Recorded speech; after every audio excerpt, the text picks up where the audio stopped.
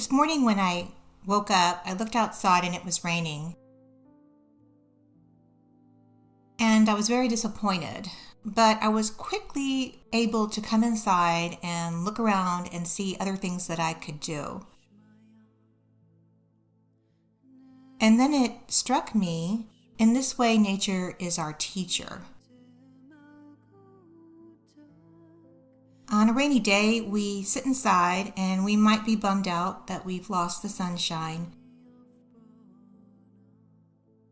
But we forget that we need to have the rainy day to bring forth growth. And while we're inside, we easily come up with another plan. The rain makes us do what we would not have initially chosen. And we see things to be done that we would not have formally prioritized. We may not even had a day to speak to someone or think of someone that we have forgotten for a long time. So in this way, nature is our teacher. It weathers all, it sustains all, and it gives unselfishly to its posterity. It never forgets what its purpose is or how to live. This sacred teacher poses the question to us: have you forgotten how to live? Nature fears nothing. It knows it's eternal.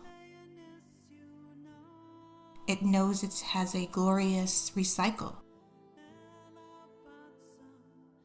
Its glory rests in living within its known purpose. In many ways, this pandemic makes us look at our fear. We're inside and we can't run from it any longer.